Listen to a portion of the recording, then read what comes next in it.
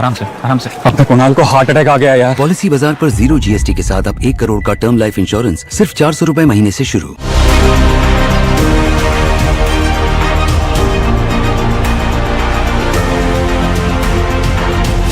Eastern India's first business and economy literature fest 2025 on 20th and 21st December at Taj Tal Kutir, Kolkata. EIILM Kolkata presents a business and economy literature fest 2025. Curation and ideation partner Story Nest. अपनी super power use करने का time आ गया।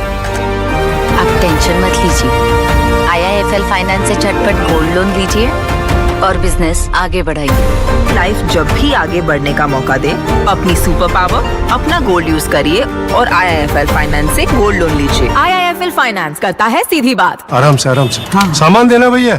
अब आगे क्या करना है? वो बिट्टू की पर्ची में देखो ना, कहाँ गई पर्ची? नमस्ते जी। हाँ, मुझे पता है वो पर्ची में क्या लिखा होता है। आप चलिए मेरे साथ। व्हील चेयर, ये आपका और ये आपका।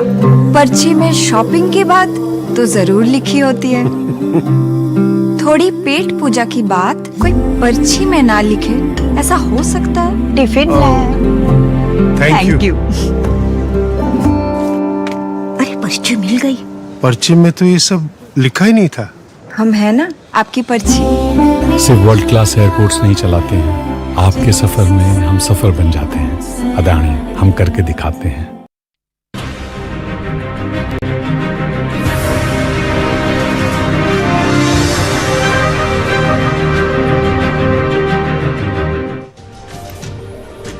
A big showdown is expected on Tuesday in Islamabad. PTI supporters are expected to sit in front of the Islamabad High Court to protest against former Prime Minister Imran Khan's solitary detention. Supporters want proof of Imran Khan's life. Once a poster boy of Pakistani Army, Imran has already spent more than 2 years behind bars. Imran is 73 years old but continues to be relevant in Pak politics. Other political dynasties have surrendered to Field Marshal Asim Munir, whereas Imran remains defiant. His political support is intact and the army is aware of it. What is of immense global concern is that Munir has ushered a hybrid form of government in which both legislature and judiciary have been weakened by the act of legislation, making army's role pivotal in every aspect of Pakistani life. The government is rattled by the protests that took place last week. The last week protest happened in front of Adiala jail. The most important was by Khyber Pakhtunkhwa CM Sohail Afridi. Pak government is concerned that it should not lead to Pakhtun mobilization against the government. More so, Imran supporters will protest in front of the Islamabad High Court. Imran Khan साहब को तकरीबन 4 नवंबर से अब तक जो है वो isolation में रखा गया है। ना उनकी बहनों की उनसे मुलाकात करवाई जा रही है, ना वकला की, ना पार्टी लीडरशिप की, ना डॉक्टर्स की। एक तशवीशनाक खबर बाहर आई नेशनल और इंटरनेशनल मीडिया पर। उसके बाद हमने अडियाला जेल जाकर पाकिस्तान तहरीक इंसाफ की लीडरशिप और बहनों में से किसी को भी सिर्फ उनको कहा कि 2 मिनट मिलने दे ताकि वो कायदे तहरीक इमाम इनकलाब जनाब इमरान खान साहब से सिर्फ 2 मिनट के लिए मिले और उनकी सेहत दरियाफ्त करे और बाहर आ जाए। लेकिन बदकिस्मती से हमें वहां सारी रात बिताने के बाद भी नहीं मिलने दिया गया। सुबह हम इस्लामाबाद हाई कोर्ट गए ताकि chief justice Islamabad high court को जो है इस सारे किस्से का बताए, लेकिन उन्होंने भी मुलाकात से इनकार किया। We also spoke with Imran Khan's sister on Friday, who has been demanding proof of life. Imran's sister has moved the court and also produced the order that allowed twice a week in-person meeting with Imran Khan that the government of the day has been denying. She alleged that the government wants to suppress his voice. What happened when y'all went near the Adiala jail 2 days back, and how has the state responded so far? Well, everybody saw how the state responded. They didn't let us in. They physically abused and didn't let people come near the gate. So, and everybody saw the way the police, what they mishandled me, the way they mistreated me. It was everywhere in the media. Now, on this issue, I'm joined by Ambassador Veena Sikri. I'm also joined by Imtiaz Gul, author, senior journalist and executive director, the Center for Research and Security Studies, live from Islamabad. And I'm also joined by Ahmad Mustaqan, senior journalist from Washington. Let me start with Mr. Gul. Mr. Gul, my question is, Mr. Afridi seems to have taken a frontal position on this issue. And tomorrow, the reports are that there are going to be protests in front of the Islamabad High Court. How do you see this development? Do you think that there's some sort of politics galvanizing, sir, around Imran Khan? I think Imran Khan has been galvanizing Pakistan's politics for the past 3 years at least, ever since he was arrested. And the only thing that Pakistan is talking about, I mean, if you pick up any mainstream television channel, you pick up any newspaper, there is no way around Imran Khan, whether it's good or bad, but he's being talked about. So it's very difficult to escape the subject that is Imran Khan, and now more so for all those people who got into the parliament, who got into power because of Imran Khan. Imran Khan sanctioned them the tickets for the election. So they feel obliged now to take to the streets and agitate for his release. Now, regardless of what that results in, the issue is that within the party, all those people within the party as well as outside the party, common people, they are so anxious about the well-being of the former Prime Minister that they are now pressurizing their parliamentarians, the MPs in the provincial parliaments as well as in the national parliaments, as to come out and speak for the release, for transparency as far as Imran Khan's condition is concerned. So I think Imran Khan has already galvanized, and then the point is whether the state of Pakistan, whether the system that currently is ruling Pakistan is able to extricate itself from this galvanizing factor that is called Imran Khan. Ambassador Sikri, do you think that this has the capacity to gain momentum, and why is there so much of push coming from Afridi? Is there internal dynamics to this protest that is taking place around Imran Khan, especially from him?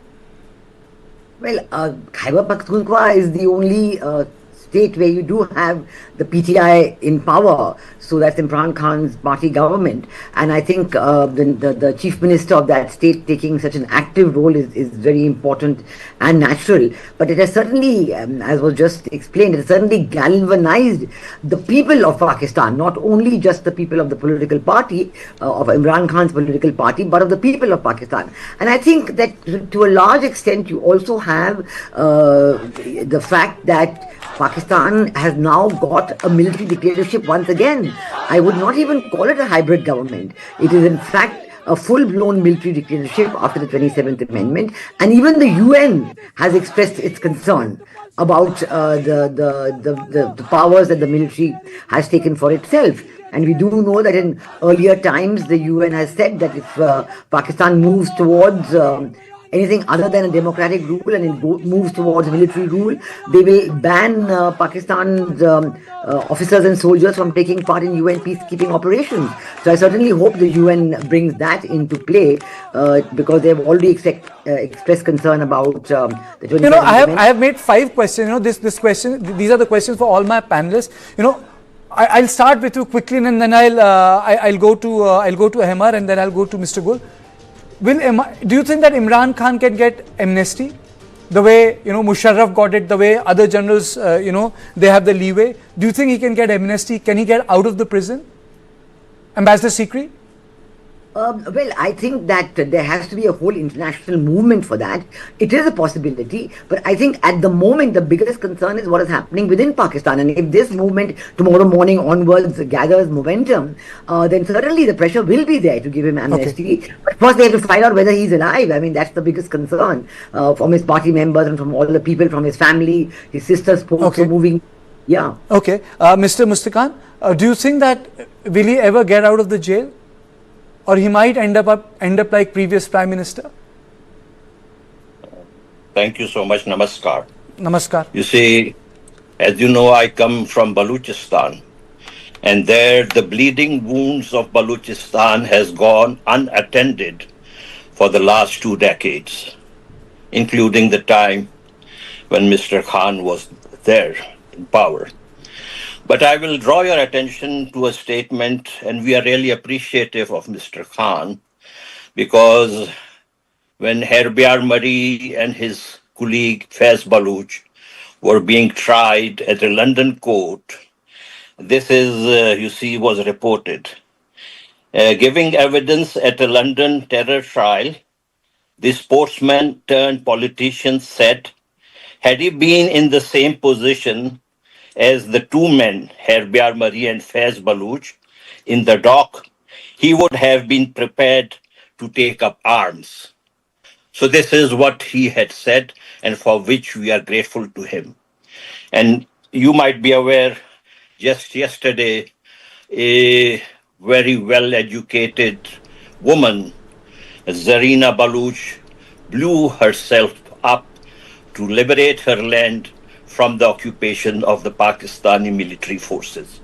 So our struggle is continuing, and she was the 5th educated girl to sacrifice her life in this manner. We appreciate Khan Saab's struggle.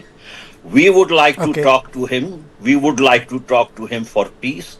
We would like for him to come and have a negotiation settlement with us. I will point out one thing to you. Okay. When Zia was in power, one of my uncle asked him, why did you have to kill Mr. Bhutto? Why couldn't you send him into exile? Zia responded, Khan Saab, there were 2 people and 1 grave. So I sent Mr. Bhutto to the grave. So with this general, this is the same kind of situation. He has done so many wrongs to the people of Pakistan. He feels threatened.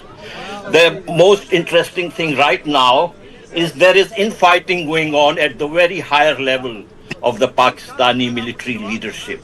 There is rampant corruption, and one of the barristers in London, he exposed it, and the Interior Minister came on television to tell that that he will be extradited and brought back to Pakistan. Okay, Mr. Gul, the same question to you. Do you think that he can get amnesty, and how come his family members are not being allowed to meet him twice a week? That was something which the court order says, that they can meet him 1-to-1. Why is that not being allowed? Is there a backstory to that, sir? Well, in the first place, I would request you, not to turn such shows just into a Balochistan show. Here we are discussing a national issue, and I think there are plenty of other people also from the very province where Imran Khan is ruling and who are suffering. They obviously, Balochistan has suffered, Baloch people have suffered, so have the Pashtuns. But if you are conducting a mainstream prime-time television show, then the contours of this program should remain national. The way you have put your question about Imran Khan galvanizing factor, yes, indeed. Now, I don't know the question, if you could repeat it, I can respond to that. The question was, can Imran get amnesty like Pervez Musharraf? General Pervez Musharraf never got amnesty. He fled the country. He left the country after his exit from the country was maneuvered through the Sindh High Court, and then he was also tried in absentia, I think under Article 6. But the day I think he was sort of implicated in under Article 6, which is about the treason. So then I think a few days later, he just escaped from the country. So he had abrogated the constitution. Imran Khan has not. So this is not about pardoning somebody who has violated the constitution or who has trampled the law. He has been convicted, I think, on charges which are very questionable, which if brought to the higher court, regardless what court, I think will be blown out of the window, just because those cases these cases have no legs to stand on. So the issue is that he's simply an ex-prime minister who fell out of favor with the military, with the opposition parties. He has refused to compromise with the mainstream political parties, and that's why he's been now in jail for 850 days, more or less. But we also have to underline, and we must not lose sight of this bitter fact. Imran Khan is not a national prisoner. He's an international prisoner because of his pro-China leaning, because of him having been a very nationalistic, sounding very nationalistic leader, the way Zulfikar Ali Bhutto had done. And there is a very clearly available documentation on why he fell out of favor of the Americans. So the Americans and the Brits and other big powers, I think, were not comfortable with him. Otherwise, they would have spoken a lot so far on the conditions that exist in Pakistan today, but we haven't heard a single official protest or note verbal from these big governments. So I would assume that these big countries are happy with the current system in Pakistan, and that's why they are not speaking out. And that's why I think at the moment the only chance Imran Khan has is if his party can come out and build up pressure on the authorities for his release or for fair trial, for that matter. Okay, on this I'll take a comment from Ambassador Sikri. Madam, do you think that he's behind bars because he fell out with the Americans, or the grid, which, as Mr. Gul was saying, that has great say in the Pakistan's politics? Well, at that time, of course, there was a huge furor, because I remember that image of former Prime Minister Imran Khan waving that message, a telegram, a secret message, saying how their representative in Washington had been told clearly by the American authorities that Imran Khan will have to go if he doesn't change it. So it's very clear, that's very clear. But I think that the bigger question that both in Bangladesh and in Pakistan, you do have the Western countries keeping completely quiet on these blatant violations of democracy, blatant violations of individual rights, blatant violations of the judiciary, and even the judiciary is being weakened. We do know under the 27th Amendment in Pakistan, the judiciary has been considerably weakened. In Bangladesh, at the same time, you have a judiciary who's been appointed by an unconstitutional government, and so will obviously do what they're told to do. So this is a great reason that why India is so worried, because this causes regional instability, and this lack of democracy has made the people angry in both countries as well. Both in Pakistan and in Bangladesh, you have there's no popularity for the regime. I mean, General Field Marshal Asim Munir may think that he's a great leader, but where is the popularity? As was just pointed out, even within the army there are these pulls and pressures from different sides. So these are all causes for continuing instability, and I only hope that with this strong demonstration of the people's support, that there will be a restoration of the powers of the judiciary, there will be a fair trial, there will be absolutely the earlier decision of the court to allow twice a week visits will be reinstated, and if it's not, then contempt of court charges should be brought and the people should be tried. Now we have to see whether the judiciary will act up on this, or there will be just a complete suppression of the people's will. Okay, and a closing comment from Mr. Ahmed. Do you think that tomorrow's protest by the Khyber Pakhtunkhwa's chief minister will be big enough, Or will be like a storm in a I hope teacup? it will be big enough. The thing is, Pakistanis are extremely hypocritical. They have, you see, when the sisters came on Indian media to tell the truth, they had made it an issue why they have gone and called Asim Munir a Hitler on the Indian media. Well, if he's a Hitler, whether it is an Indian media or whatever media. And I hope, you see, my prayers are with this young Chief Minister, Sohail Afridi. I have got relatives from Khyber Pakhtunkhwa. I've got relatives from Afghanistan. He looks like my own nephew, to be very honest. I wish him success. Okay, thank you all of you. I've really run short of time. All eyes set on Islamabad tomorrow. A big protest expected in front of Islamabad's High Court, but this was on point 2. But there's another on point, and that is how pollution is causing arthritis.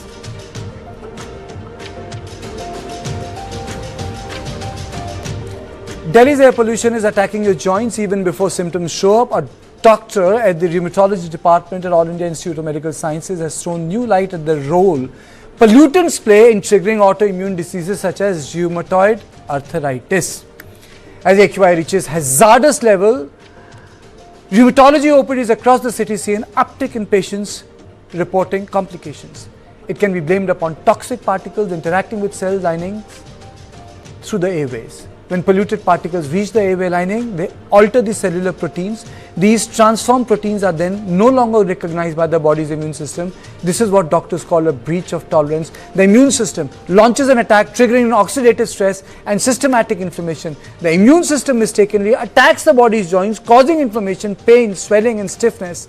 A 2025 study published in the European Medical Journal says long-term exposure to PM 2.5 can enhance the risk of developing arthritis by 12 to 18%. And many patients in Delhi NCR feel higher discomfort in the early morning or late evening when temperatures drop sharply. Cold temperatures cause the muscles around the joint to tighten and the tissues to contract. This slows blood flow and increases stiffness, especially in people with osteoarthritis and rheumatoid arthritis. People living in heavily polluted areas tend to heal more slowly after joint surgery and have their joint pains return more often. On this issue, I'm joined by Dr. Vineet Malhotra. Thank you so much, Vineet, for joining me at the last minute. Vineet, you know, people think air pollution, it has to do with lungs. I mean, air pollution to do with joints and arthritis. How does this happen? Can you just break it down for our viewers? Thank you, Kartikeya, for having me online. And yeah, it's very interesting. You know, when we talk about PM 2.5, we must understand the size of the particulate matter that we're talking about. It's just 2.5 micrometer.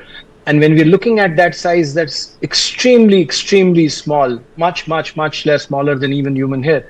And that particulate matter can not only get into the lungs, but also get into the bloodstream. Now, when you get into the bloodstream, you initiate a system response, which means that this is going to be a response which is going to be there in the entire body. And it will affect things like joints, it can affect your kidneys, it can affect the heart, it can affect the respiratory system. So there's no one system that it will spare, and you'll have this systemic illness response or this kind of a systemic illness inflammation throughout the body. And which is why the joints are not spared, and you will have this systemic inflammation in the joints. We know that joints are particularly susceptible. You know, these are the mobile points. They're the points where you have mobility and you have the risk of inflammation even per se, even without having an inflammatory response. So such a response will affect the joints. So what is the solution? How do you reduce the inflammation? Yoga? I mean, so not everyone can have air purifiers all the time, you know. So what do you do? Yeah. Drink a lot of water? I mean, so there are a lot of things which people put it out on Insta, but from a doctor, what should be done? So yes, you know, particular things. So in the, you know, Delhi in the winters can get fairly bad. And the first suggestion is, you know, if you go out for walk in the mornings, delay your time, because we know that this dust, this soot, this PM matter will be aggravated in the early morning hours. So change the time that you go out for your walk, because you're going to have a risk which is going to be fairly high earlier on in the day. And we've seen this risk actually increases in both children and the elderly. So particularly more in And we know with elderly, we're looking at joint issues more commonly. Unfortunately, also with the younger generation now, with the kind of pollution that we're seeing and the PM matters that we're seeing. So one is, yes, change your walk hours. Mask, if you can, it's fairly normal now to be wearing a good quality N95 mask. Make sure that you do that when you go out in particularly poor AQI level environments. The third, yes, fluid helps you. Fluid helps you. How does the fluid help you? It will actually wash out. So fluid is a good substance to actually wash out the inflammatory response material. So this is something that you can actually use to wash out excessive inflammatory material. Vineet, you know, air pollution has become a, I would say, new urban nemesis, and now I wouldn't even say urban, it also affects the rural areas. We had done a number of stories in which we were able to inform our viewers that air pollution is not restricted to urban centers, you know. It's evenly spread along. Indo-Gangetic plains are very badly affected. The eastern